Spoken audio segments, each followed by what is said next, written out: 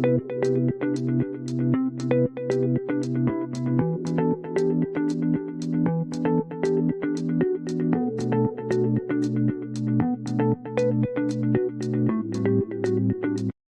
up, everybody? Welcome back to another episode of Vend Talk, brought to you by Vend Guys, your full-service distributor for vending machines. We don't just sell you vending machines. We are going to help you maximize your profits. This is episode 5. We have a high-level guest here, Michael. I'm also joined with Kashief as well as usual, and I want to go ahead and let Michael give himself a little bit of an introduction. Tell us a little bit about yourself, Michael. My name is Michael Yates. I'm an electrical engineer at VE Solutions, formerly Vendors Exchange. I began my engineering trip in vending in 1987, working for another company in validators and changers. And in 2002, I transitioned over to Vendors Exchange in their engineering department. They just had started their engineering department at that time, so I was the only engineer in their department. And I've been there 23 years now. We have a engineering group of 10 now, and we pretty much take older vending machines and bring them into the newer times of control boards. That's our main function. That's my main function, is what's called the UCB, which is the Universal Control Board. And that's pretty much sums it up. So you pretty much, you design these things to bring old machines, basically make them modernized. That's what that's what VE Solutions does, yes. And I'm part of that team. And how long have you been doing that for? 23 years at VE Solutions. Wow, that's quite a long time. Right. I just want to say, Michael, I probably wouldn't have a business without you. So I just want to say thank you for what you do, because I could never really afford those new machines. So I've always used older machines and just got the kits to upgrade them and made them, card reader compatible. Right. So yeah, it's really a game changer, for people who are trying to get into the business and maybe they can't afford the newest equipment. You can kind of get away with using the older stuff, and then having those newer like boards and different things in the machines to make them still be able to compete and look as good as the newer equipment, but having that older price tag on them. Yeah, that was the main focus. So what was your motivation?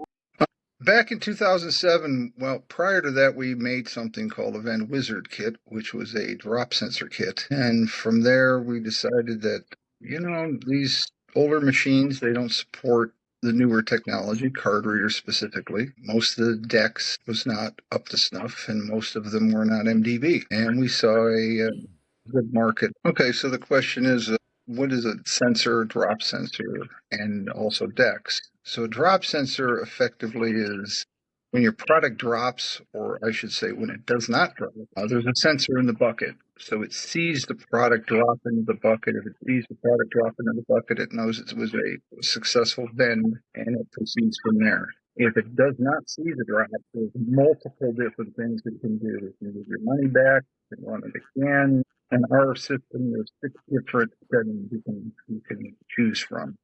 Now, for DEX is a accounting system internally inside the machine, which is where you get if you're mainly card readers, if you're using card readers, which most people use for DEX now, that will give you all your accounting data of your sales, how much money you should have in your cash box, and what products you sold for pre-kitting, and so on. So that's DEX is a European standard. It's EVA DTS, which stands for European Vending Association Data Transfer Standard. So that's the main function of why we went into a new controller for MDB, which if anybody does not know what MDB is, that stands for multi-drop bus. So what you effectively have is one line going out to your Coinmac, your validator, your card reader, another cashless system, and they all run off the same bus. So between the DEX and the MDB, you pretty much are back into the modern times of a vending machine. So you can take a 30, 40-year-old vending machine and make it into something that's just as relevant as the newest ones out today. All right, and then for you guys who don't know the importance of those drop sensors, I'll speak on that real quick too, because what happens a lot of times with these vending machines is everybody knows things get stuck, right? So something can get stuck in a machine, a bag of chips, a piece of candy, or anything like that. And then once something gets stuck, people shake the machines, right? So when you have the drop sensor on there, it would save you from having people shake your equipment and causing damage, because the drop sensor, if I'm correct, will make sure that product vends and drops into the drop box, so the customer can get the product without having to tear the machine up. That's absolutely correct. It's also a safety issue because when you're shaking a machine that's anywhere between 400 and 800 pounds, and you start to shake the machine, if one of those legs goes, there's a huge liability there if the machine falls on someone. The question was posed: what's the oldest vending machine that we've installed the universal control board in? That would be the Row.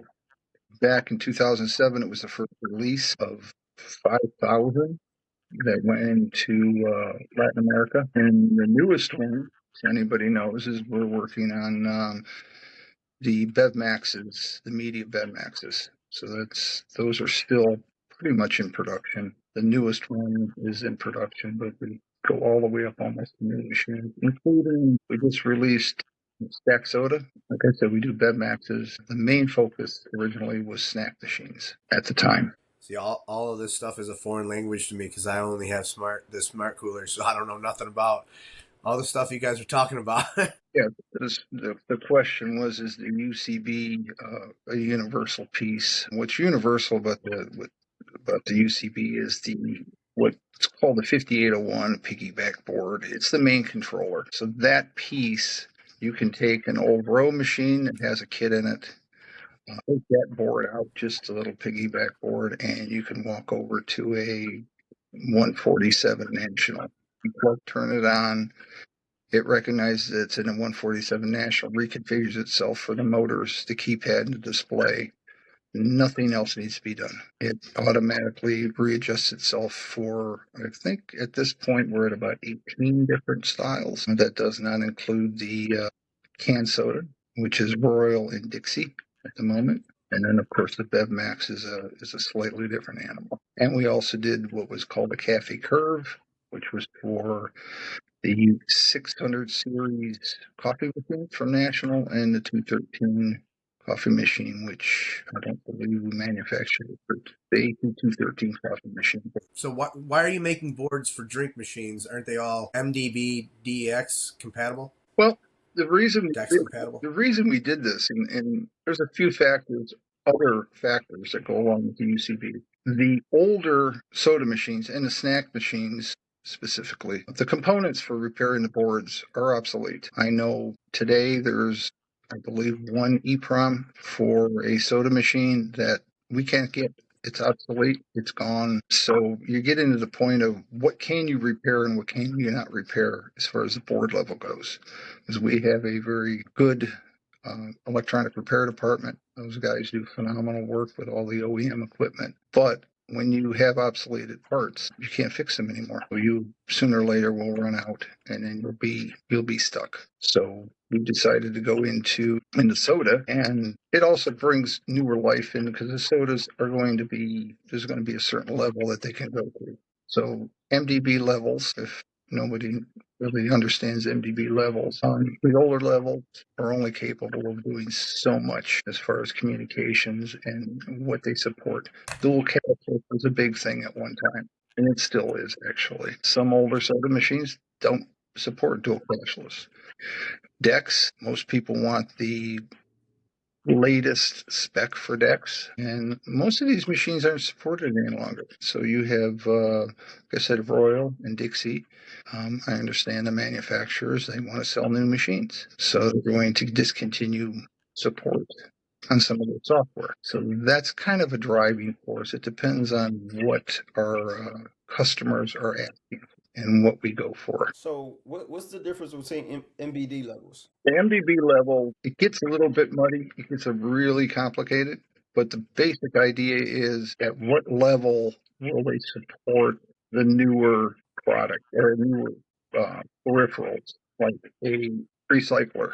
A recycler is a bill validator that actually recycles bills. It holds it. When you get change back, it sends the change back. There's other features, like I said, dual cashless systems. A dual cashless would be something that you'd have maybe in a school or in a college, or you'd have a closed system cashless, and then you'd have your live cashless. Some of those factors or features are what's added into the different levels. Now, I believe we're at a level 4.2 or 4.3, I'm not sure. But there's some minor things that are changed that really have no bearing on any, nobody would even know it was there. The same thing goes with DEX. DEX is, if anybody has ever looked at a raw DEX file, which if anybody does DEX or uses DEX in your cashless systems for your accounting, I would definitely go in and look at some of the raw data instead of the processed data. It's actually kind of interesting. B is 4243, and that gives you dual cashless, things of that nature. The DEX, which I believe is at 6.2, that gives you all your accounting features, all your new accounting features and so forth and so on. Every year they come out with something a little bit new, and they update the standard. Are you able to see me okay? We can see it. Yeah, it's getting very choppy. Let me try it.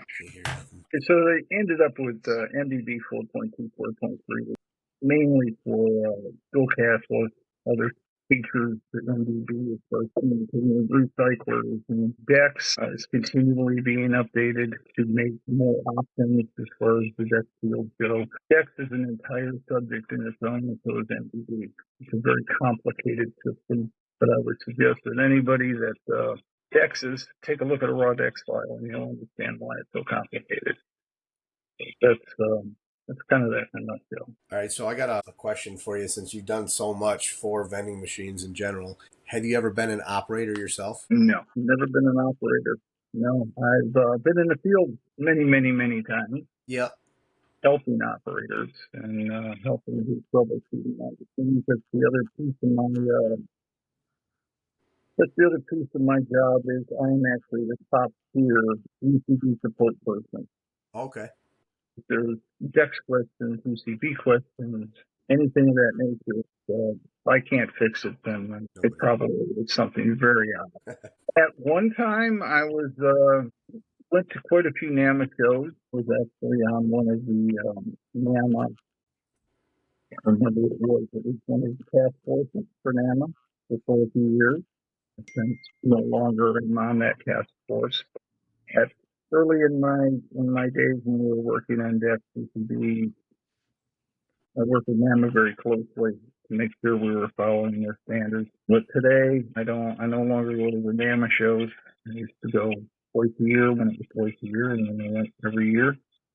Most people, I hate to say it, most people that have been in vending for a long time probably know who I am. Mostly manufacturers and operators that run our UCBs know who I am. Interesting. All right, so I have a question for you. So in terms of, I just want to know a little more, just about kind of why you started. So what made you get into doing the whole vending machine thing? Because I know you said you're electrician in general. So like why vending machines? Like why did you choose the vending machines? Actually, it chose me. Back in 1987, I was looking for a position as an electrical engineer, and there was a company called RDAC. I don't know if anybody remembers them. Pretty old company. They made validators and changers. And I had the opportunity to move from the position I was in at the time, and a friend of mine worked for the company. And I came into RDEC, and I actually worked on their production line instant service and repair department for quite a few years until I moved to their engineering department. At that point, RDEC was going to consolidate. I worked for Pointel, I worked for Distio, I worked for RDEC, and I worked for Money Control. And in 2002, they disbanded that fleet and yes. Is that any better? Because I'm sorry about all the problems. Give me 1 second. Is that water or static that I'm hearing? Oh, it's water. Okay, does that seem like it's Way better. okay? So, no, it was art, which was an old Yeah, Ardec, they've long since been gone. They made validators and changers. Back in 87, I was there from 87 to 2002. And as they say, once you're in vending, it's very difficult to get out. So, the company, Vendors Exchange, knew of me. They needed an engineer, and they pretty much shouldn't say hounded me back in 2002, but they were persistent. Let's put it that way. I was not really expecting to stay in vending, but I did. Joined them in 2002, and the rest is history. And I've been there since that time. Vending, as far as the UCBs and so forth, have been my career. So what do you think the most creative project that you've ever worked on was? Most creative. Every UCB that we've done has been the first one was probably the big. Once we hit that, we knew and at that point it was just, okay, what's the next one? What's the next one? What's the next one? And I'll get a call from an op and say, hey, do you have a kits for this? And I'm like, no, we don't. But give me a couple. In a couple of weeks, we have a. Yeah, it's actually probably one of the hardest ones was probably the coffee. Bevmaxes can be temperamental with the arm, with their robotic. Yeah, I mean, we were pretty happy about the stack soda, which was over 10 years ago that we wanted to do stack soda, but didn't quite have the reception yet for stack soda. And once we had, most of it's driven by customer. If we have a customer that comes in and says, hey, I've got 10,000 of these machines, I would like to update them. That's a big selling point for our sales and marketing. And I just follow along and go from there and help our group put something together.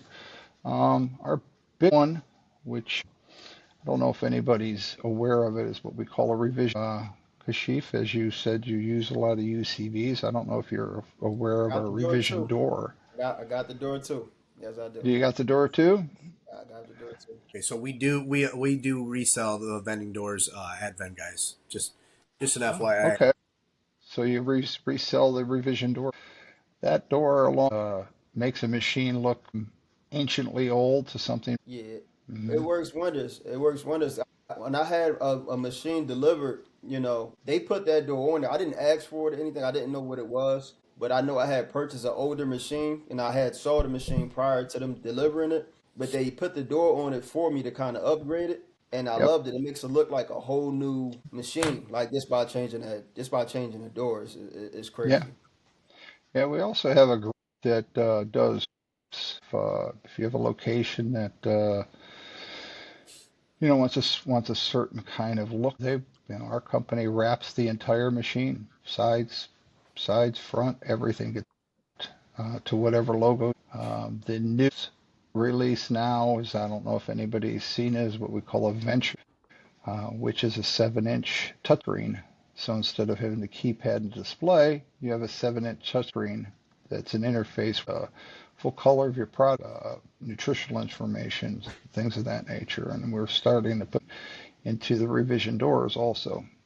Yeah, So my door has a screen too. What I want to oh, does ask it have? you, yeah, I don't know. I don't think it's touchscreen though. I don't think it's touchscreen, but it Okay, does have a screen on it.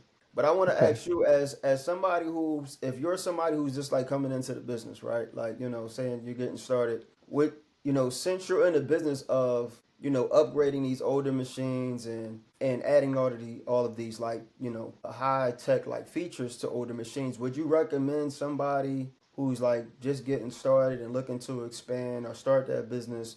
Would you recommend them just buying brand new machines, or do you think it's like more cost effective or safer, to go with the older equipment and just updating it?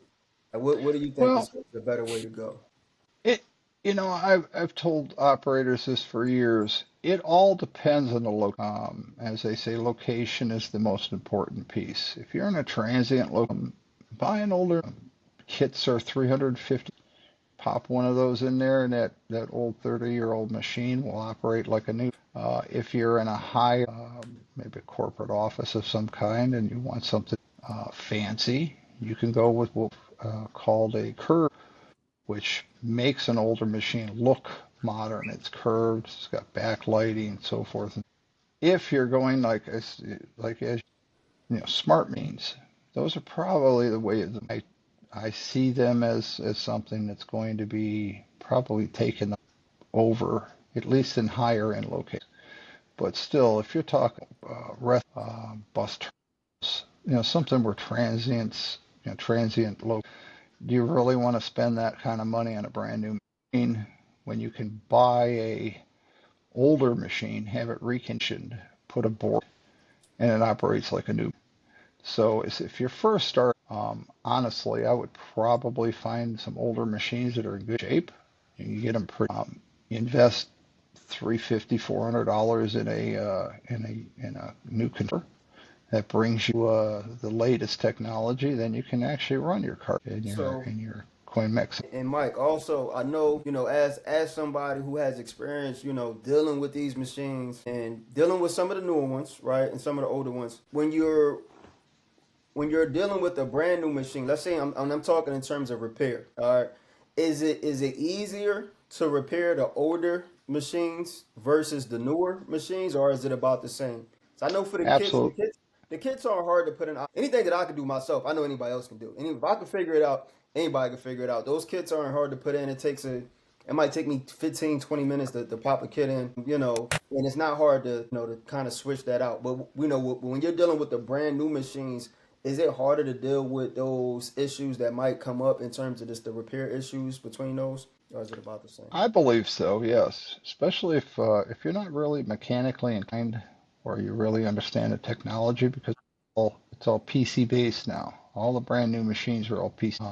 Let's just, for a quick example, the new the CPI, which is those have all the boards are compartmental. Is the trouble there? Yes, it is. But in my program, when you're looking at 15, 20 pages of program, that's a lot to absorb.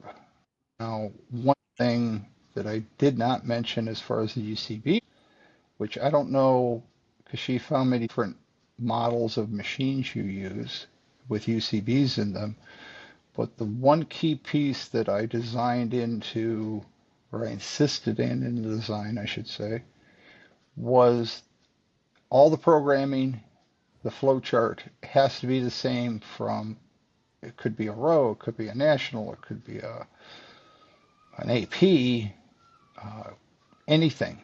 Doesn't matter what it is. Uh, my philosophy was when we did this, it's an up, down to enter. So if you want to find something, let's say you have an AP machine with on your door on an AP machine, you'll have a 12 key.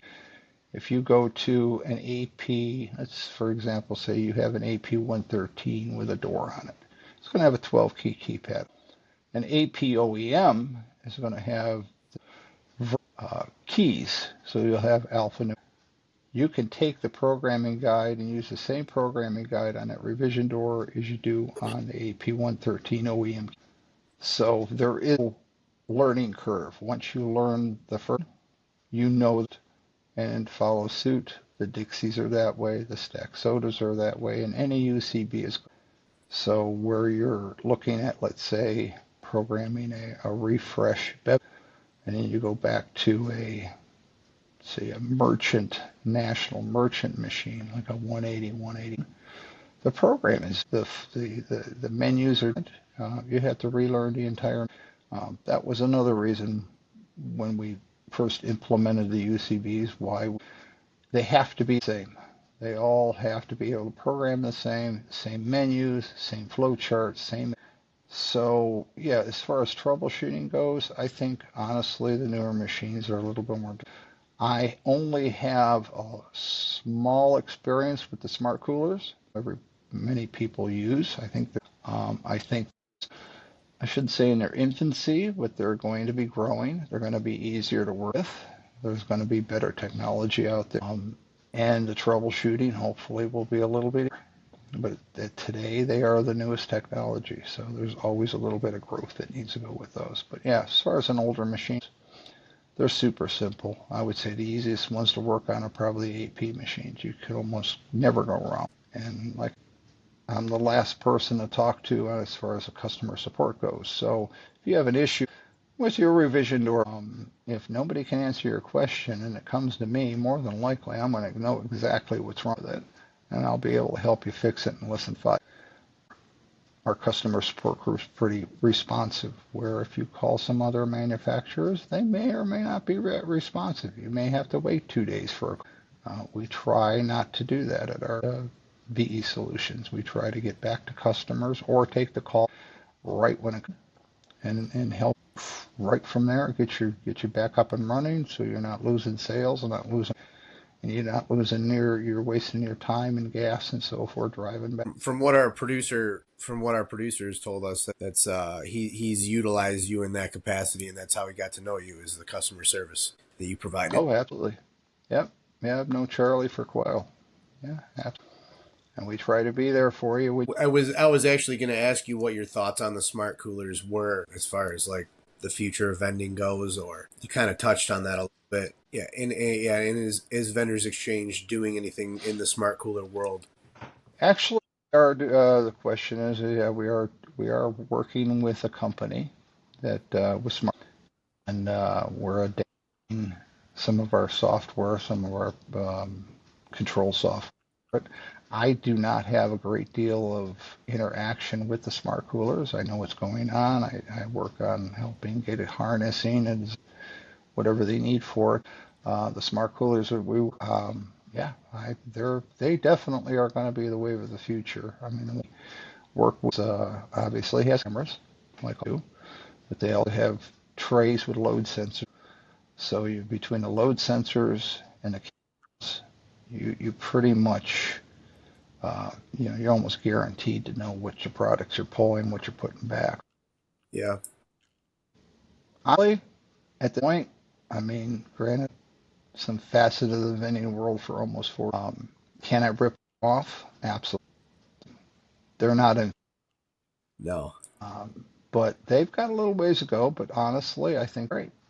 I mean, I really working with the ones seeing the new technology. I think it's. So, Mike, why do you feel like I'm sorry? Go ahead. I was just going to ask. So I've heard you say numerous times. You feel like it's like the future of the vending industry, or a big part of the future of the vending industry are these smart coolers. Why do you feel that way? Well, which I think you're right. I just want to know not to show my early the machines that I worked with were single. Some had coin acceptors, that had no electronics in it. It was a coin that went through. It tripped a switch, and that's what you got your Vend. I've seen go from a single price to what's called a dumb mech, which obviously is obsolete. It's the growth of the industry, and honestly, you're not going to have too many people of mine, are going to say, oh, I still have to use these older machines. Well, we know them well. I mean, we know the older machines, the younger, the smart. They're the way that it has to have. Big thing is though, as Chief mentioned, you could start out by buying some old equipment, a warehouse for pennies on it, put a few $100 in it, and you're up. Yep. Not everybody has the money to buy a smart. Right. Now, if you have the resources to do that, or you have the location that really could use a smart, absolutely. I mean, but at this point, the hundreds of thousands, if not millions of machines that are out there that are 30 plus years old, or even, we bring them new life. And that's the big thing. So we're giving them more time in the industry, out. And some of these machines, I'll tell you what, I don't know, has too much experience in some of the older. They're like battleships. I mean, these things are indestructible. You can take a hammer, beat them back into shape, bend something back into shape, fire them back up again, and a smart maybe. Yeah. There's a lot of electronics going on in one of those things. So I think as time progresses, the smart cooler will take, or some iteration of a smart cooler, will take probably the lion's share, especially in the higher end, higher end. I refer people new to our company. I said, if you want to see the ultimate vent, start pulling up things on YouTube on China, Yeah. and their entire history of vending, and it's amazing what they've accomplished. They've got some wild It, stuff. it's not here yet for the fact that you have hundreds of thousands of old machines. As you said, Chief, buying a new machine compared to buying an old machine, throw a couple $100 into it and start making money off of it, it's a no-brainer. Well, we're getting towards the time limit, so we got to wrap it up. I did have one question. You said something about the smart coolers not being infallible, that you can definitely figure out a way to get things out of it. Have you ever heard of the cheat codes that allow customers to get free vends from the older traditional machines? That's kind of a funny. Many of the soda machines are a lot of cheat codes. Okay. Snack machines. I thought that was a At, myth. at one time, this is very early on. At one time, we had to pay on our. We would pay. I think out there any longer, but at one time when we first started, row 147s, national 147s, AP 113s, those were the three ones. We had a bounty out there. If you could prove to us that you could rip our machine without drilling holes, anything like that with cheat codes, you'd get. Oh wow. You know how many people? None. Oh wow. Never. I tried to help make it so it was, you couldn't rip it. Now, if you're taking a stick and putting it up through the machine and you're pulling product out, it's a different Right. story. Right. But as far as the cheat codes, it's like soda machines. You type in this button 3 times and this one 2 times and this da da da da. Yeah.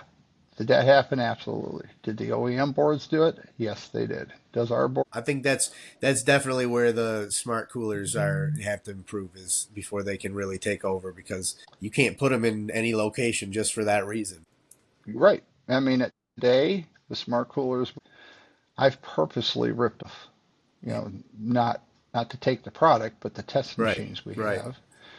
And I'm like, okay, well, it needs a little, but with any, it has a little bit of growing pains, but I still think that those are probably going to be what you're going to see in the future. But you're still going to have full line vending, stack soda. Absolutely.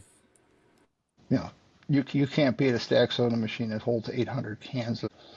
That's not going to. Right. And the same thing with traditional. Some machines hold a great deal more than what a smart cooler currently. And to put a smart cooler in a dirty manufacturing shop is probably not the best idea in the world. But you can stick a I old snack machine 501E in there, and that thing will just keep on chugging. actually have a smart cooler in a dirty manufacturing warehouse, and it's doing fantastic. That's good. That's And good. the guys in the beginning, I was getting a lot of flack from the older guys, and now like I come in there to fill it, and they love me. They love the machine. They love it. It's funny. So Well, the best part about the smart cooler today is you can get fresh product out of it. yeah, You can exactly. get, Yeah. more organic products. You can get something fresh out of it. You can actually see what you're getting. You can hold it. Yep. And you can get the. Yeah. Yeah, I do believe that the wave of the future sooner or later. Well, hey, Michael, we really appreciate you coming on the podcast. It's been a very interesting conversation. We'll have to try to get you on here again sometime. And do you have any last remarks that anything you'd like to say before we get off? No, it's my pleasure. I mean, thank you, Charlie, for it's something new. Yeah, just thank you very much for giving me the opportunity to be on. I hope to see it when you're done with the post. Sounds good.